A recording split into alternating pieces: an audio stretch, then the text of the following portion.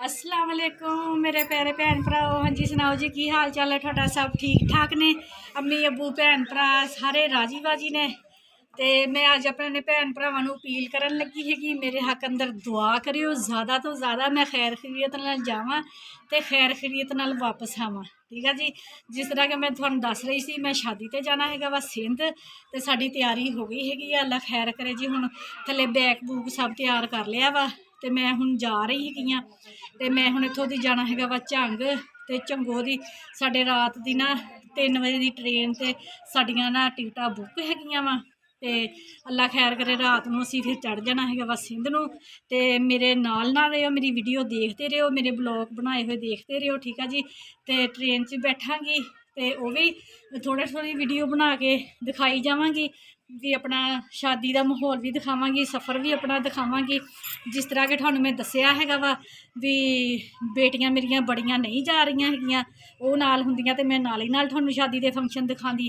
हुण मैं घर आके फिर दिखावांगी।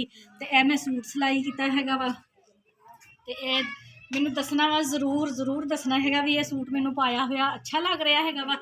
मेरा दिल नहीं कर रहा सी कल सिलाई करने वास्ते ना, तो फिर ना मैं चलो पा लेंदी आ, सफ़र दे विच जाना हैगा इदां दा ही पा लैंदी आं। ते हुण जदों पाया हैगा मेरे बच्चे ते बहुत तारीफ कर रहे हैं भी मम्मा बहुत प्यारा सूट लग रहा हैगा वा। ते तुसीं हुण दसना हैगा कमेंट करके। ठीक है जी। ते हुण मेरे नाल रहना हैगा वा, मेरे बनाए हुए ब्लॉग देखते रहना हैगा वा। अली हैदर आया वा, अली हैदर इधर आओ। अस्सलाम वालेकुम। दस अपने भैन भरावां नूं। मैं शादी ते जा रहे हैं सिंध रेल च बैठ जाना है ऐसे।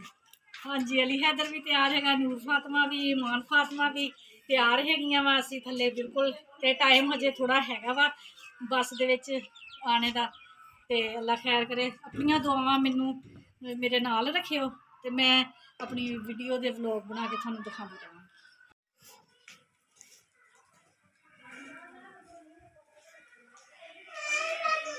ਅਸੀਂ ਆਪਣੇ ਭਾਈ ਦੇ ਘਰ ਆ ਗਏ ਹੈਗੇ ਆ ਮਾਸ਼ਾਅੱਲਾ।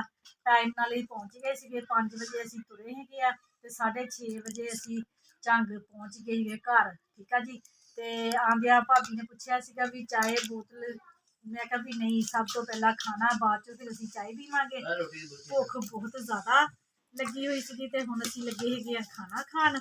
अच्छा जी यार रेसिपी चैन चेक कर चावलों के पा के इस्तेमाल कर लो। ਇਹ ਵਾਲੀ है वाली चटनी। चटनी नहीं है, हाँ ये हनी विंग्स हैगी ये मिठी मिठी ते नमकीन बोटियां ते सालन।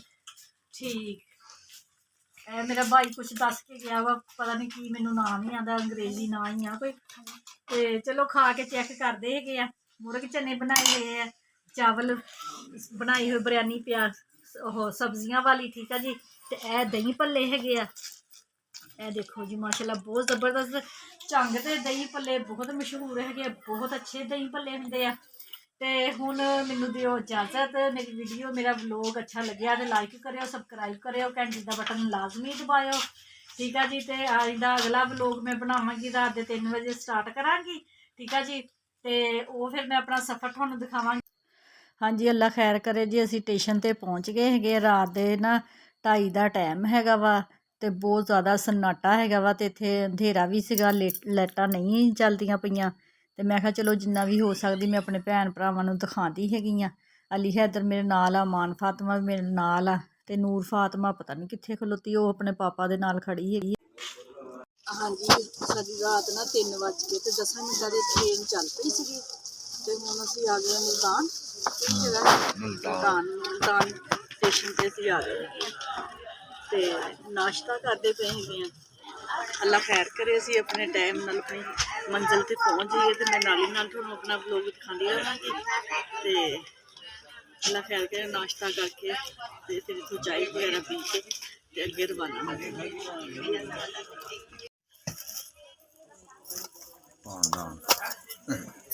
चूना कत्था छालिया तंबाकू सौफ। हाँ जी ना आंटी साडे नाल जा रही है, इन्होंने नवाब शाह जाना है वा ते इन्हां दे नाल मर्द कोई भी नहीं सीगा। चलो भी नाल असीं हैगे फैमिली ते चलो इन्हां नूं भी कोई हौसला हो गया वा। ਤੇ ਮੇਰੇ ਨਾਲ ਮੇਰਾ ਮੀਆਂ ਹੈਗਾ, ਮੈਨੂੰ ਤਾਂ ਹੌਸਲਾ ਹੋ ਗਿਆ। ਜੇ ਮੈਂ ਇਕੱਲੀ ਜਾਂਦੀ ਤੇ ਮੈਂ ਤੇ ਰਾਹ 'ਚ ਹੀ ਮਰ ਜਾਣਾ ਸੀਗਾ ਡਰ ਡਰ ਕੇ। ਤੇ ਹੁਣ ਅਸੀਂ ਨਾਸ਼ਤਾ ਕਰਦੇ ਪਏ ਤੇ ਆਂਟੀ ਨਾ ਪਾਨ ਬਣਾ ਰਹੀ ਹੈ ਤੇ ਕੁਛ ਆ ਗਿਆ